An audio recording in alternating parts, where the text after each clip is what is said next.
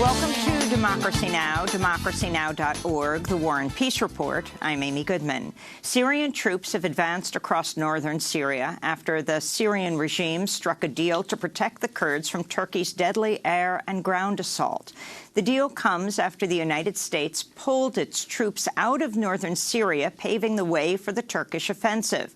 On Monday, the U.S. announced it's imposing sanctions against Turkey over the military offensive and called on the Turkish President Recep Tayyip Erdogan to implement an immediate ceasefire. Vice President Mike Pence and National Security Advisor Robert O'Brien will soon travel to Turkey. This is Pence speaking Monday. President Erdogan reached out and requested the call.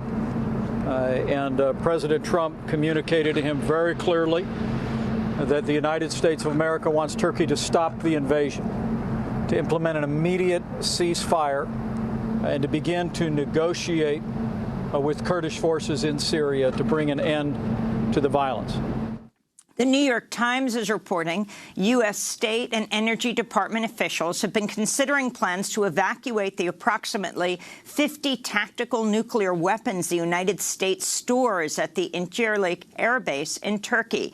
The Committee to Protect Journalists says a Turkish airstrike on a civilian convoy killed a journalist and wounded at least 4 others in northern Syria Sunday. The slain reporter, Saad Ahmed, was a Syrian Kurdish journalist for the local agency Hawar News. The London-based Syrian Observatory for Human Rights says at least 5 other civilians were also killed in the Turkish airstrike. The invasion has forced over 100,000 civilians to flee the area and has provoked international outrage. All 28 European Union member states have now agreed to stop selling arms to Turkey, an unprecedented step toward a NATO member. Turkey launched the invasion after President Trump had a conversation with the Turkish President Erdogan. In news from Washington, President Trump's former top Russia advisor, Fiona Hill, testified in front of the House Intelligence, Foreign Affairs and Oversight Committees Monday as part of the ongoing impeachment inquiry. She told lawmakers that former National Security Advisor John Bolton referred to Trump's personal lawyer, Rudy Giuliani, as a hand grenade who's going to blow everyone up, unquote. She also testified, he said, quote, "I am not part of what other drug deals Sondland and Mulvaney are cooking up," referring to the U.S. ambassador to the European Union, Gordon Sondland, and White House acting chief of staff, Mick Mulvaney. Democrats have accused Giuliani of running a shadow foreign policy by pushing for the ouster of U.S. ambassador to Ukraine, Marie Yovanovitch, and pressuring Ukraine to investigate former Vice President Joe Biden and his son, Hunter. Hunter spoke to ABC Monday, saying his foreign business deals showed poor judgment, but were not illegal.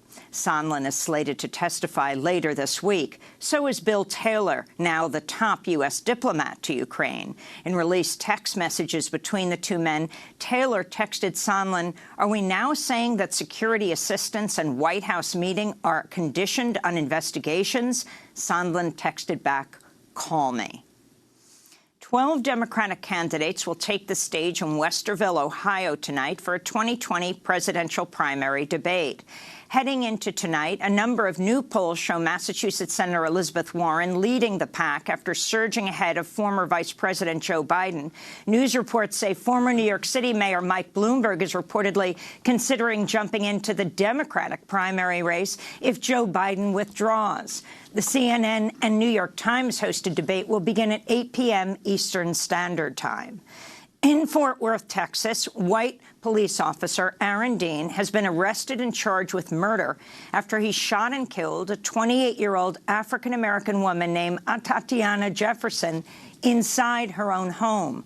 Officer Dean was responding to a non-emergency call from a neighbor for a wellness check after the neighbor saw Jefferson's front door open.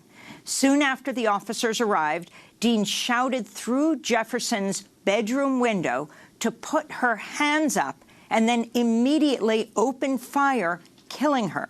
He never identified himself as a police officer. Minutes before the shooting, Jefferson had been playing video games with her 8-year-old nephew. This is the family's attorney, Lee Merritt.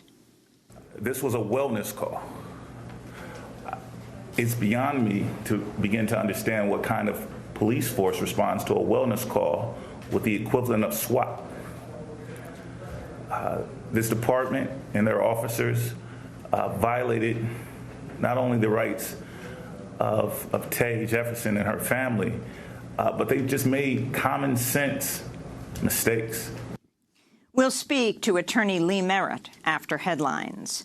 A federal judge has ruled President Trump broke the law when he declared a national emergency in order to secure billions of dollars of Pentagon funds to build his border wall, parts of which are already under construction. Federal District Court Judge David Briones said Friday Trump violated a provision of budget law approved by Congress. Meanwhile, in Arizona, a video has gone viral showing bulldozers destroying protected cacti to make way for the wall, which is slated to cut through the Oregon Pipe Cactus National Monument, an international biosphere reserve. The Trump administration's waived 41 environmental rules in order to allow for border wall construction. Trump has said his border wall will be impenetrable and claimed 20 world-class mountain climbers said it would be hard to climb. But a slew of amateur climbers have easily scaled a prototype of the wall built by the owner of a climbing park in Kentucky, including an 8-year-old girl named Lucy Hancock, who scaled the wall in about a minute. Protests are continuing in Barcelona, Spain, following the Spanish Supreme Court's decision to sentence 9 Catalan separatist leaders to prison over their role in Catalonia's 2017 bid for independence. On Monday, thousands of protesters blocked access to Barcelona's airport. More than 100 flights were canceled. In Mexico, 14 police officers were killed in an ambush in the state of Michoacan. The attack is being blamed on the new generation Jalisco cartel, which is battling for control over the methamphetamine, avocado, and lime industries in the southwestern Mexico state. In Hong Kong, tens of thousands of activists rallied Monday, calling on U.S. lawmakers to pass the Hong Kong Human Rights and Democracy Act. The legislation could be discussed by the House as early as this week. It would allow for sanctions to be levied against those deemed to be suppressing basic freedoms in Hong Kong. Protests were also held across Hong Kong over the weekend, with at least 200 people arrested. The City of London has banned all Extinction Rebellion protests and cleared the protest encampment at Trafalgar Square after over 1,400 people were arrested in 8 days of mass demonstrations demanding urgent action to address the climate crisis. On Monday morning, hundreds of people blocked traffic outside the Bank of England, while other activists glued themselves to the offices of Barclays Bank, military contractor BAE System, and asset manager BlackRock.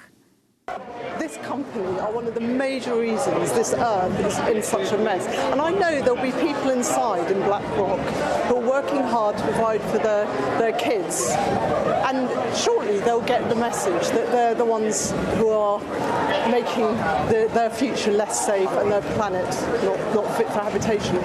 Despite the ban, Extinction Rebellion protests are continuing in London today, where the group's co-founder, Gail Bradbrook, tried to smash one of the windows of the Department of Transport with a hammer while other activists glued themselves to the building. To see our full interview with Dr. Bradbrook, go to democracynow.org.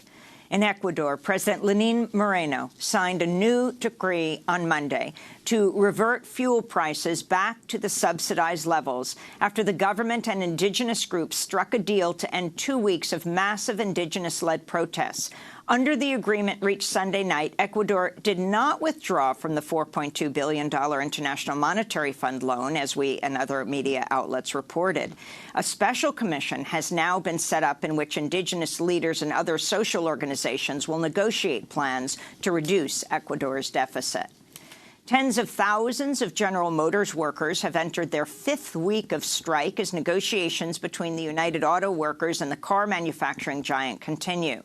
Workers are seeking higher pay, protection of their health care benefits, greater job security, and a commitment from GM to build more cars and parts in the United States. It's the longest national strike at GM by the United Auto Workers in nearly half a century.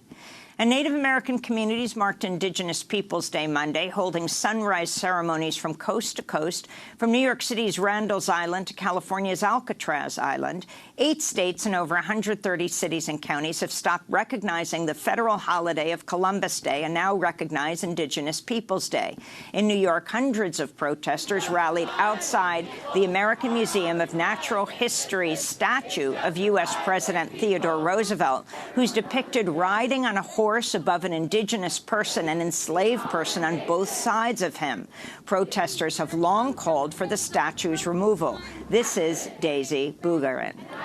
These museums and these institutional spaces try to tell this narrative that never was, right? By glorifying the supremacists like Teddy, by glorifying the white man, and also by telling a narrative that is not coming from our voice and having these artifacts of these people that were supposedly, it's almost as if we've been extinct and we're not. So when we come, we're reclaiming what is our identity, and we're also showing the world that we still exist, that we are still resisting. And beyond that, that our struggles are all one against capitalism, against imperialism. That's Daisy Bugarin of Samia Collective, and those are some of the headlines. This is Democracy Now!, democracynow.org, The War and Peace Report. I'm Amy Goodman. And I'm Juan Gonzalez. Welcome to all of our viewers and listeners across the country and around the world.